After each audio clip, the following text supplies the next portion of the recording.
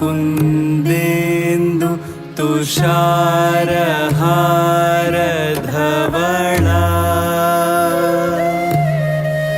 या शुभ्रवस्त्रावृता या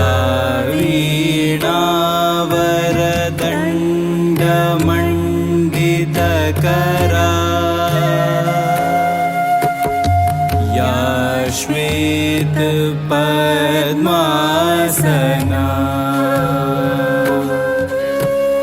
या ब्रह्माच्युत शङ्कर प्रभृतिभिर्देवे सदा वन्दिता सा मा पातु सरस्वती भगवती निःशेष जाड्यापहा।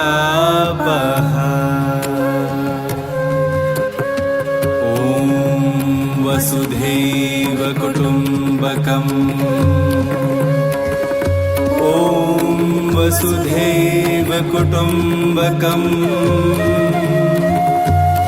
ॐ वसुधैव कुटुम्बकम् ॐ वसुधैव कुटुम्बकम्।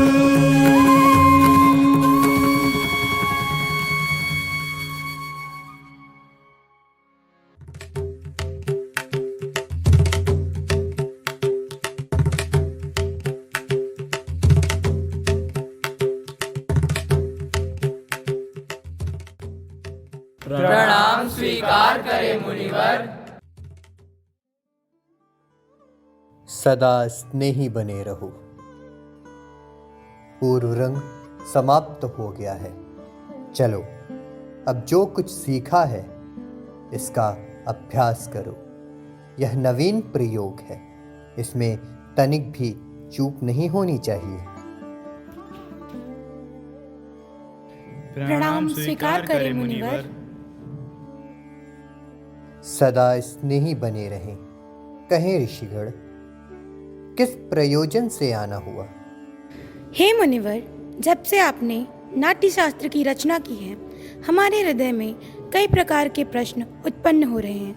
उन्हीं प्रश्नों के उत्तर लेने के लिए आज हम आपके पास आए हैं। पूछें, निसंकोच पूछें। गुरुदेव, नाट्य शास्त्र की उत्पत्ति कैसे हुई? इसका उद्देश्य क्या है? आपने बहुत अच्छा प्रश्न किया। यह प्रश्न केवल नाटक को नहीं बल्कि जीवन के सार को समझाने का माध्यम है। जब त्रेता युग में मनुष्य काम और लोभ से वशीभूत होकर अधर्म और संघर्ष की ओर बढ़ने लगा, तब इंद्र ने ब्रह्मा जी से प्रार्थना की कि कोई ऐसा माध्यम हो जिसमें देखना और सुनना एक साथ हो, जिससे मनुष्य धर्म, अर्थ, काम और मोक्ष के मार्ग पर लौट सके। उसी के लिए ब्रह्मा जगत पिता ने नाट्य वेद की उत्पत्ति की, जिसके प्रयोग का शास्त्र नाट्य शास्त्र है। लेकिन गुरुदेव, वेद तो ज्ञान का भंडार है। जगत का रहस्य छिपा है इनमें। वेद स्वयं में इस उद्देश्य की पूर्ति के लिए पर्याप्त हैं। फिर ये नया वेद क्यों? इसलिए कि वह समस्त जन के लिए सुलभ हो, सामान्य जन को नाटक के माध्यम से शिक्षा के मार्ग पर, धर्म के मार्ग पर ले जा सके। इसी मंगल उद्देश्य के साथ ब्रह्मा जी ने चारों वेदों को मिलाकर नाट्य वेद की रचना की है। चारों वेदों के तत्व वो क्या है गुरुदेव? नाटक में ये जो पाठ सुन रहे हैं आप, ब्रह्मा जी ने इसे ऋग्वेद से लिया है। इस सुंदर गान का आधार सामवेद है। यजुर्वेद से अभिनय और अथर्ववेद से रस लिया गया है। चारों वेदों के अंगों को लेकर नाट्य शास्त्र की उत्पत्ति की है। गुरुदेव, तो क्या नाटक केवल देवताओं के लिए बनाया गया है? नहीं, यही संशय दानवों ने ब्रह्मा के सामने रखा था।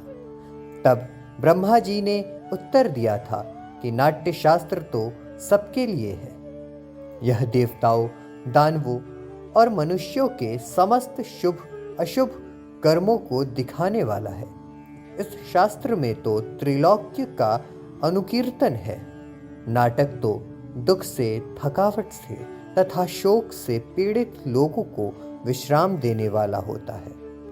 इसमें तो समस्त रस, समस्त भावों, समस्त शास्त्रों, शिल्पों और कार्यों का सन्निवेश है। ऐसा कोई ज्ञान, ऐसा कोई कार्य नहीं जो नाट्य में न दिखे। अद्भुत समस्त सृष्टि का समावेश, लौकिक और अलौकिक भी, बहुधर्मी सारे प्राणियों के भावों की प्रतिनिधि कला। हाँ ऋषिगण, नाटक को समस्त कलाओं का उद्गम कह सकते हैं, या फिर कह सकते हैं समस्त कलाओं का संगम।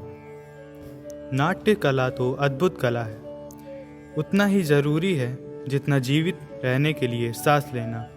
फिर भी हमारा समाज इसे गंभीरता से क्यों नहीं लेता? कला कर्मों को अनावश्यक और अनपेक्षित क्यों समझता है? हम तो कलाकार हैं, नीति के नियंता नहीं। कला कर्म करना हमारा धर्म है।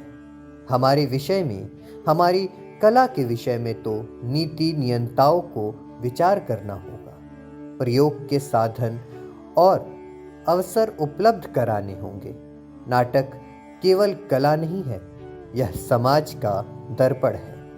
यह मानवता को सत्य के मार्ग पे ले जाने का साधन है।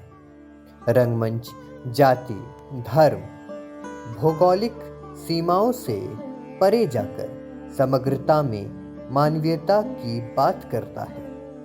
आज भी रंगमंच समाज में विषम परिस्थितियों को दूर कर समाज में समता का भाव लेकर आता है। ये भाव निसंदेह धरती को स्वर्ग बना सकता है।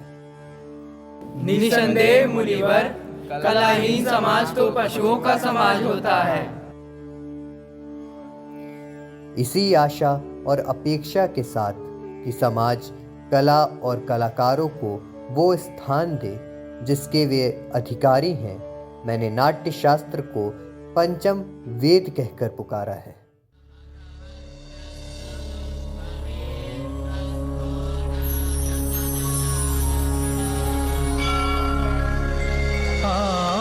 आंगिकं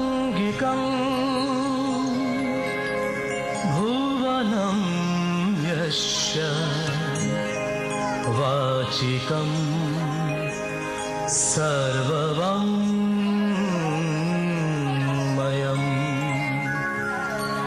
आहार्य चन्द्रतारादि त्वं नमः सात्विकं शिवम्।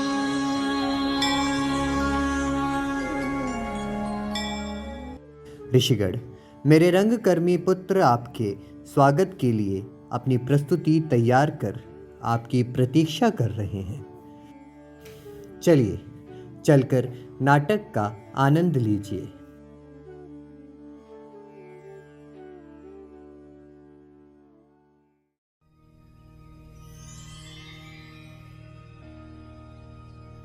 वृद्धि हो इस राष्ट्र की, आशा सभी की पूर्ण हो।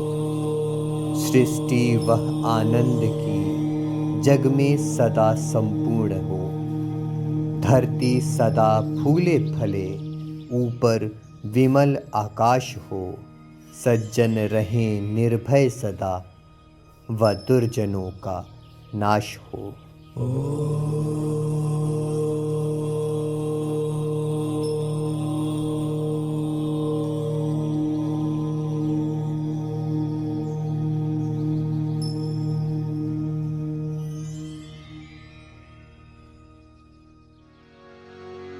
उदार चरितानां